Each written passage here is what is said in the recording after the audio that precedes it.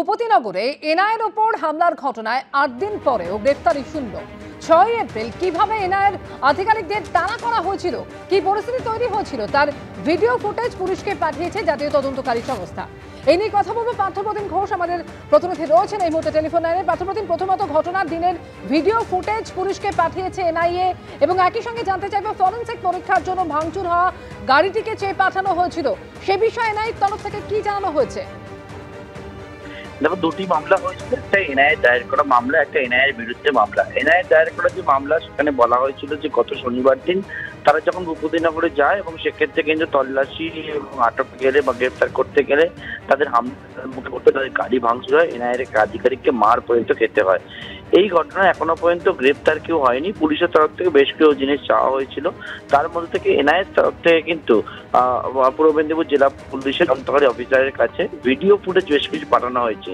যে video footage এনআইএর তরফ থেকে দাবি করা হয়েছে, যেদিনই ঘটে যখন মহকুত একটি তৃণমূল নেতাকে গ্রেপ্তার করতে যায় এনআইএ, তখন তার বাড়ির সামনে তাদেরকে যেভাবে হামলার মুখে পড়তে হয়, যেভাবে তাদেরকে বাধাপ্রাপ্ত হতে হয়, সেই বিষয়ে বেশ কিছু ভিডিও ফুটেজ, এই ভিডিও ফুটেজ পুলিশের কাছে জমা দেওয়া হয়েছে। অন্যদিকে পুলিশের তরফ থেকে বলা হয়েছিল যে গাড়িটি ড্যামেজ হয়েছিল এনআইএর, যে গাড়িতে হামলা হয় বলে এনআইএর দাবি, সেই গাড়িটিকে পাঠানোর জন্য, কিন্তু গাড়িটিকে যেহেতু সামনের কাজ ভাঙা, এনআইএর তরফ থেকে বলা হয়েছে তাদের দপ্তরে এসে যাতে যদি ফরেনসিক পরীক্ষা করতে চায় তাহলে করতে পারে।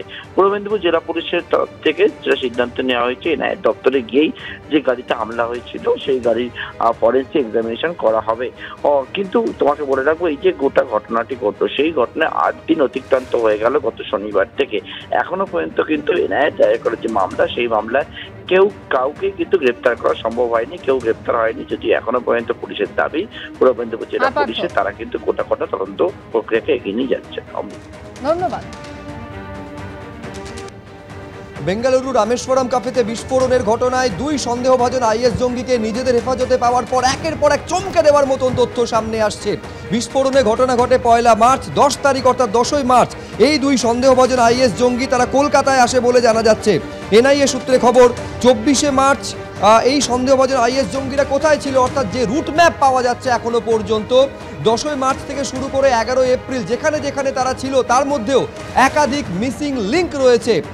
কিছু দিন তারা কোথায় ছিল, কার কার সঙ্গে দেখা করেছিল, কে কে তার সঙ্গে দেখা করতে এসেছিল তাদের সঙ্গে, এই প্রশ্নের উত্তর এখনো পর্যন্ত পাওয়া যায়নি, যার উত্তর খোঁজার চেষ্টা করছেন তদন্তকারী আধিকারিকরা এনআইএ।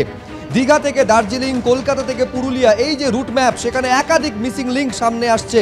২৮শে মার্চ দীঘাগামী বাসে ওঠার পরেও ১১ এপ্রিল মধ্যরাতে গ্রেফতার সন্দেহভাজন আইএস জঙ্গিরা। মাঝের এই যে ১৪টা দিন কোথায় ছিল, যে ছবি আপনারা দেখতে পাচ্ছেন, এইগুলো এখনো পর্যন্ত জানা গিয়েছে এই সমস্ত জায়গায় একাধিক হোটেলে তারা ছিল। একেবারে নাম এবং পরিচয় ভাঁড়িয়ে একটা ফেক আইডেন্টিটি কার্ড, অর্থাৎ এক্ষেত্রে ভুয়ো আধার কার্ডকে এবং ভুয়ো ড্রাইভিং লাইসেন্সকে তারা পরিচয়পত্র হিসাবে ব্যবহার করেছিল।